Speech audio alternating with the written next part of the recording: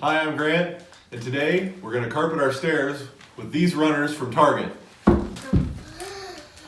I went and as a carpenter the stairs like this and do this, roll it.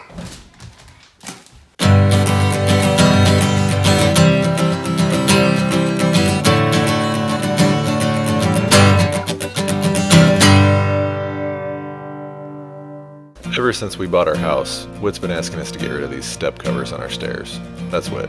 One of the main factors in buying this house was this staircase. There's gorgeous wood everywhere. It's awesome. But there's these black stair covers, and they just look bad. And not only do they look bad, they hurt. If you look close, you can see these little brads. If you step on these things just right, it's just like stepping on a Lego. So we're gonna pop them all up, and we're going to put some carpet down. The best part of popping these things up is that the rubber mats actually protect the wood from getting damaged. So no worries about hurting the wood, just pop them up, throw them away.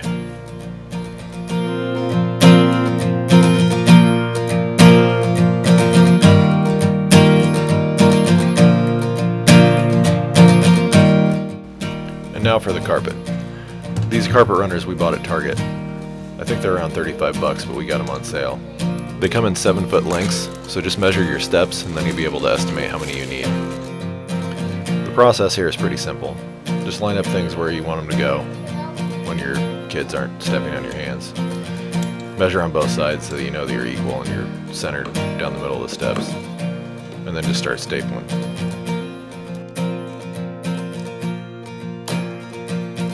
We ended up buying a Bostitch electric stapler for this project. It's about 30 bucks if you pick it up at Lowe's.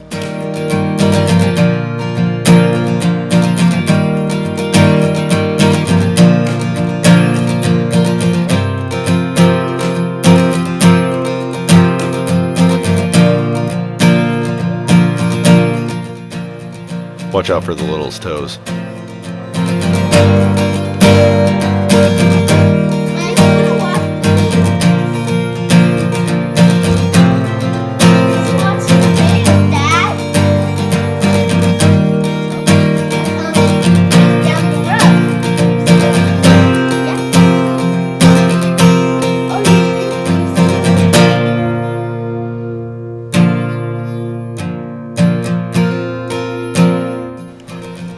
I just stapled at the base of each step, and then when I pulled tight, I wrapped around the top of the next step, stapled underneath it, and then repeated. Staple at the bottom, wrap around, staple at the top, staple at the bottom, and so on. I was originally worried that when I pulled the carpet around the steps that I would pull too tight and pull staples out. But this stapler worked really well. You could pull really tight and the staples wouldn't come out at all. In fact, I messed up once and I had to actually pull some out, and it took quite a bit of effort to actually get them out. So pull tight, wrap around, staple more, repeat.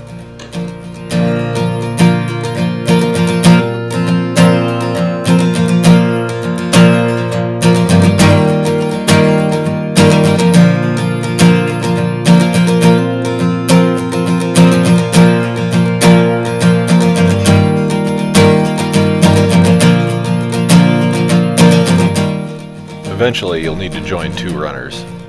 For this, we had an ornate pattern, so we needed to make sure that the patterns actually lined up when we cut the two. If you do something simple, it's not that big a deal, but even for this, if you get to the end, you're pretty much cutting off a few inches because of your steps.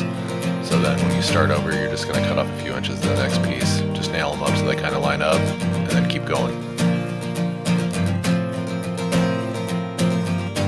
Then just make a line where you need to make your cut for the bottom. Try to cut this as straight as possible and then nail it in. You could elect to do for some kind of a landing here, but we just said cut it off at the bottom of the stairs and call it good. The stapler is good, but it ain't perfect, so go back over any staples that didn't quite make it all the way through with a hammer. Then just repeat that whole process for every section of stairs that you have.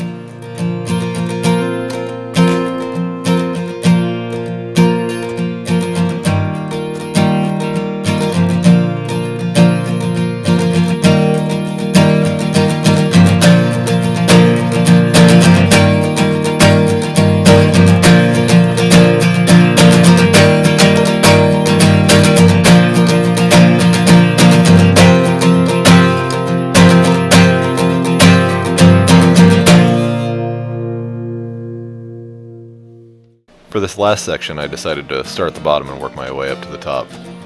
Worked out about the same. Mainly I just wanted that finished piece of carpet at the very bottom where people might actually notice it.